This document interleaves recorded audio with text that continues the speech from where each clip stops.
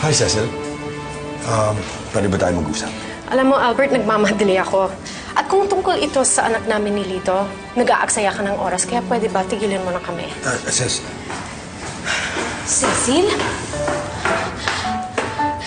Cecil? Cecil Carrion? Ako nga yan. Oh my God! Do you remember me? I'm Rhea, daughter of Eva Medrano. Ay, si Mother Eva! Yes! Yung producer? Yes! Pasensya ka na, medyo matagal nang hindi. Ako yung lagi niyang nakakasama kapag nagvi-visit siya sa set. Yes, sorry. Oo, pasensya ka na. Medyo matagal na kasi. Kamusta ka na? Ako na kasing namamahala sa kumpanya namin. Medyo mahina na kasi si Mami. Ikaw, kamusta ka na? Medyo nawala ka kasi sa limelight eh. Alam mo, nalungkot ako noon. Fun na fun mo ako. Ano ka ba? Mas pinili ko pang mag-alaga ng family ko, kaya nawala ako. Cecil, nandyan pa yung beauty mo. Ang ganda-ganda mo. Pwede ka pang mag-artista. Ay, naku! Wag na. Matagal ko nang tinalikuran ng showbiz. Pwede kang bumalik. Pwede kang bumalik kasi may gagawin akong soap. Pwede kitang i-cast doon. Wag na! Matagal nang wala na sa sistema ko yung pag-arte. Wag na. Alam mo, ang bilis mong sumagot. Mag-isip ka naman, ano? Teka, pag-isipan mong mabuti. Ito yung number ko. Diyan mo ako matatawagan. In case na magbagong isip mo, bigay mo rin sa akin yung number mo, ha? Kukunin ko. Dahil kapag ka hindi ka matutuloy, magkakapi tayo. Sige na nga. Sige.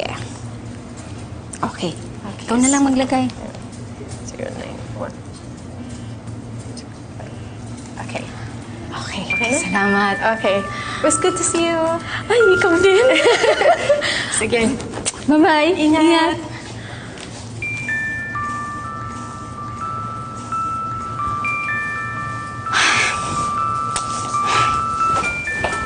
Hi. Hi. I'm Albert Romero. Are you the daughter of Eva Medrano? Yes.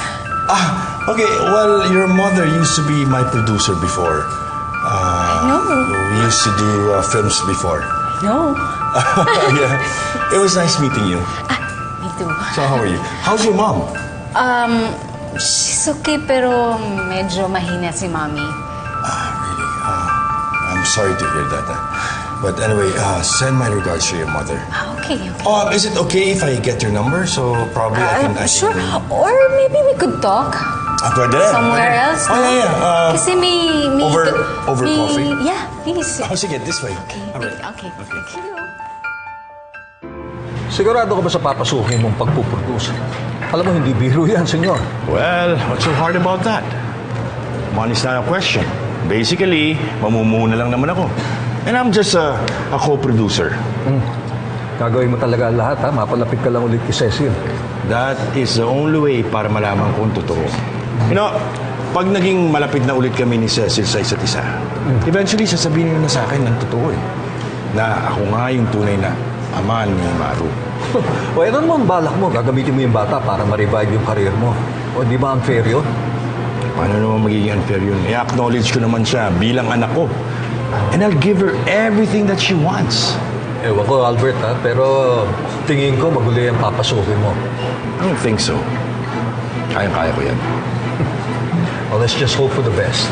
Okay? Cheers.